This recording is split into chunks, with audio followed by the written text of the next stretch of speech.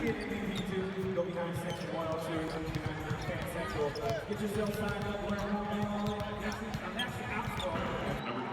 LeBron.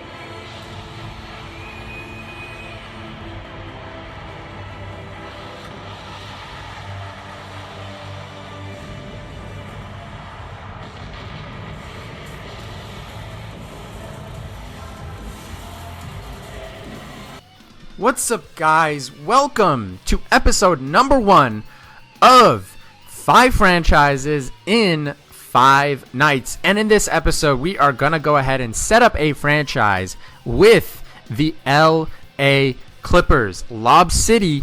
And I want to get into many things. In this episode, I'm going to just go over the LA Clippers and see what's good, what's bad, what their chances are. I'm going to play a game, the very first game, or at least one of the first games against the Dallas Mavericks. I'm going to go ahead and set up a few things over here. I'm turning pre-injuries off so we could have Blake Griffin in, because a lot of people don't realize how good the Clippers would be if they had Blake Griffin back in their lineup. A lot of people are kind of writing them off. They're doing great without Blake, but at the same time, they could be doing infinitely better without him. And personally, I think that Blake Griffin going out is a blessing in disguise for the Clippers. We're going to get into that in a second. As you see over here, I'm going to go ahead and set up the minutes. Pablo Prigioni, a very underrated player, but I already have a backup one in Austin Rivers, so I'm going to reduce his minutes. Luke Richard Mbamute from UCLA, that's right. He starts at the 4 right now in place of Blake Griffin. I think he's doing a pretty damn good job. Very underrated. He barely gets paid anything, but he still comes to work. Gotta love Luke Richard Mbamute, but we're going to go ahead and have to start the infamous Blake Griffin for punching people out, which he has apologized for many times. But before we start, as I mentioned, we are playing against the Dallas Mavericks. This should be a good game for you guys to sit back and enjoy some simulation basketball. But let's get into the Clippers. As you guys know, I do work for this team. I attend their games. I get to see the players. I have locker room access, which I barely use, but I do have access. But yeah, it's very fun. I get to go to Staples. It's a long job. I have to show up many hours before the game and many hours after. But this is a team that I have known. This is a team that I have followed for my entire life. I live in Los Angeles, California, as you see this beautiful move. But check this out. I mean, DeAndre Jordan, one of the best players in the game, one of the best centers in the game, very underrated. I mean, just a dominant 6'11 player who has athleticism up the wall, grabbing rebounds, making Dirk Nowitzki look like he's a 6-footer when he in reality is a 7-footer. That's what you got to love about DeAndre Jordan. But yes, the Clippers, as I mentioned, I do work for them. And as a LA fan, as a person growing up in LA, there's obviously one team that you follow. I mean, this is clear cut. It's the Los Angeles Lakers, one of the greatest franchises in sport history. I mean, you got Magic, you got Shaq, you got Kobe, you got everybody. But let's be real, the ticket prices to go to Laker games are up the wall. They're crazy insane, especially as a kid growing up in LA. When I was 13, getting to see the 2001 Los Angeles, the champion, the three-peat Lakers, let's just put it that way. In order to see them, you have to shell up about $100 to $200 to go to the games. I didn't have any money as a kid, and as a result, I never went to those games, but I still loved the game of basketball. So what games did I go to? Let's think about it. I went to the Clipper games. I'm talking Lamar Odom. I'm talking Corey Maggette. I'm talking Eric Gordon. I'm talking Chris Kaman. I'm talking Darius Miles, Elton Brand, Andre Miller. I'm talking the old school Clippers. And when they were a bad team, I'm talking a bad team. No one liked the Clippers back then.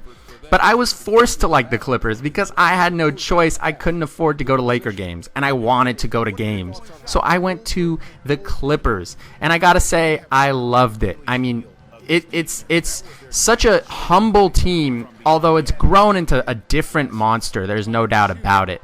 As we see J.J. Redick trying to get a screen from Luc Richard Mbamute. He's going to shoot the ball with 0 seconds left to go on the shot clock. Make that three, because J.J. Redick was on fire in this game. He could not miss. One of the best shooters. I believe he is the top-rated shooter in the game right now. So J.J. killing it. Gotta love it. One of the hardest workers on the Clippers, period. I mean, you see him running around trying to get screens. Here we go again. Who is the man? J.J. Redick. Gotta love those threes. Anyway, back to my little spiel about the Clippers. So yeah, when I was a kid, another JJ sighting. Yes, sir. How many shots is this? Three shots in a row from JJ. Gotta love it. Score 50-51. We are already in the third quarter, but the Clippers are a fun team to watch. And when I was a kid, it's all I could do. Now I go to their games, and it's really, really funny that I get paid to go to their games now. When I was a kid, I couldn't afford it, so I had to get humbled and go to their games when they were bad. DeAndre Jordan with a nice finish in the paint. But as the Clippers as a team, I mean, this team is very underrated. We look at the West. Obviously, you got the Warriors. Everyone talking about the Warriors. One of the best teams in history, period. One of the best players in history, period, in Steph Curry. And then two of the best supporting characters, the best supporting players in league history, in my opinion. Klay Thompson, Draymond Green, one of the best coaches. Obviously, Steve Kerr. But then you have teams like the San Antonio Spurs. A lot of people are forgetting about this San Antonio Spurs team. I think it's the dark horse to win it all this year. And then you got the Thunder. Obviously, great team. You got Russell Westbrook. You got Kevin Durant. But people are forgetting about a little team known as the LA Clippers. We've been missing Blake Griffin this entire year, as you see Jeff Green, another new addition, who is going to go ahead and drop or back down JJ Barea because he's much taller, much bigger, and that'll be a success. But yes, the Clippers, Blake Griffin, he's going to come back, and when he does, he will be rested. And when he's rested, and we're going into the playoffs in the 4th seed, you want to watch out for this team. They've developed a lot of chemistry, working together as a team, and they might pull off an upset, and we might see the Warriors versus the Clippers yet again in the playoffs. Boy, oh boy, what a series that's going to be. In terms of the weaknesses, obviously the 2 and the 3 position for the Clippers is pretty low. JJ Redick, obviously great shooter, but kind of lacking on defense, kind of lacking on athleticism. You know, it's not the best, but he's still a great player. Gotta love JJ. And then you got the 3 position and Jeff Green. The Clippers have needed a 3-and-D guy for a very long time. This is what would make them complete. With a playmaker and Chris Paul, you got 2 of the best bigs in the league in DeAndre Jordan and Blake Griffin. This huge dunk, by the way, to ice the game almost, bring us up by 3 with 32 seconds left to go in the game. But regardless of the weaknesses of this team, it is a team filled with glorified role players and about 3 major stars, one of those stars being out. Regardless of all that, watch out for the Clippers this year. They are one of the best teams in the NBA. They have one of the best players, one of the best point guards in history in Chris Paul. 2 of the best big men. Look out for them to make a splash in the playoffs. As you see, they're going to go ahead and foul. Look at the score, guys, 75-80. And check this out. This was pretty funny. Look at the Dallas Mavericks. They got to get a point. They got to get a rebound. They got to do something. Not a rebound. They got to get a point. But they're just passing the ball left and right. Pass, pass, pass, pass, pass. Game over. That might have been a glitch, but I'm not going to complain. But regardless, I think that the Clippers are going to do fantastic this year. I think that it's going to be a very, very, very interesting playoffs. But we go ahead and take the victory with DeAndre Jordan, 12 points and 14 rebounds. Very, very indicative of his real-life potential. That's basically what he does. He's the man in the middle, killing it right now for the Clippers, just destroying it, getting rebounds, getting blocks, doing what he does. I love DeAndre Jordan, and he deserves more credit. But in the Western Conference, when there's a lot of stars, he might not end up being an all-star for quite some time. Anyway, guys, this has been my first episode of 5 Franchises in 5 Nights. The LA Clippers, the next one will be with the Sacramento Kings. Very, very interesting team. Lots of fun with them, especially a man known as DeMarcus Cousins. Anyway, guys, I want to thank you for watching as always, and I will see you tomorrow night for episode number 2 with the Sacramento Kings.